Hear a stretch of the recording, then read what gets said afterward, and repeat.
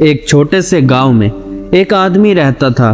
उसके घर के पास में एक पहाड़ था जहां पर वो रोज सुबह जाता, वहां पर थोड़ी देर उस पहाड़ पर बैठता, फिर वापस आ जाता। तो रोज की तरह वो सुबह सुबह जा रहा था। पीछे से उसका छोटा सा बेटा आया। उसने आकर के उसका हाथ पकड़ लिया और कहा कि आज मैं भी आपके साथ चलूंगा। उसने पहले तो उसको थोड़े देर समझाया और मना किया। कहा कि जो रास्ता है वो बहुत ही छोटा है और चढ़ाई बहुत ज़्यादा है, तो तू मेरे साथ नहीं चल पाओगे। लेकिन फिर जब उस बेटे ने जिद करी तो पिता मान गया। वो दोनों पहाड़ पर चढ़ने लगे। पिता ने बेटे का हाथ कस करके पकड़ा हुआ था। लेफ्ट साइड में पहाड़ थी और राइट साइड में खाई थी और रास्ता बहुत ही छोटा था। वो पहाड़ की चोटी तक पहुंचने ही वाले थे, तभी रास्ते में एक बड़ा सा पत्थर आया। क्योंकि पिता उसी रास्ते से रोज आता था तो उसको पता था कि वो वहां पर पत्थर है, तो वो साइड से निकल गया। लेकिन जो बेटा था उसका ध्यान कहीं और था, तो उसका घुटना जा करके उस बड़े से पत्थर पे टकरा गया। उस बच्चे के मुंह से एक चीज निकली और जैसे ही वो चीखा, उसकी आवाज उन पहाड़ों में गूंजने लगी। इससे पहले उस बच्चे ने कभी भी अपनी आवाज की गूंज नहीं सुनी थी, तो उसे समझ नहीं आ रहा था कि ये क्या हो रहा है।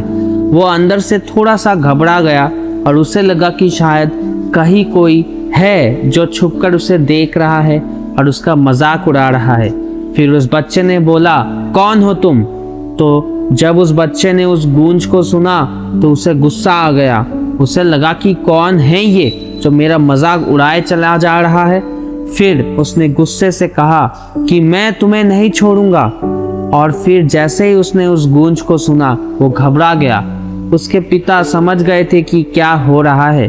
उसने अपने पिता का हाथ कस के पकड़ लिया और उनसे पूछने लगा कि ये कौन है जो मुझे इतना तंग कर रहा है? कौन है ये जो मुझे इतना डरा रहा है? तो उसके पिता थोड़ा सा मुस्कुराए और उन्होंने खाई की तरफ देखा और जोर से बोले, मैं तुमसे बहुत प्यार करता हूँ। वो सुनकर वो बच्चा हैरान हो गया और उसने कहा, मुझे समझ में नहीं आया कि हो क्या रहा है, क्योंकि वही इंसान जो उसका मजाक उड़ा रहा था, उसको तंग कर रहा था, वो उसके पिता को बोल रहा है कि मैं तुमसे बहुत प्यार करता हूँ। तो उसके पिता अपने बेटे को देखा और वो समझ गए कि उसके मन में क्या चल रहा है। और फिर दोबारा उन्होंने बोला, तुम बहुत अच्छे हो। और ये सुनकर बेटा थोड़ा सा मुस्कुराया और पूछा अपने पिता से कि ये क्या हो रहा है।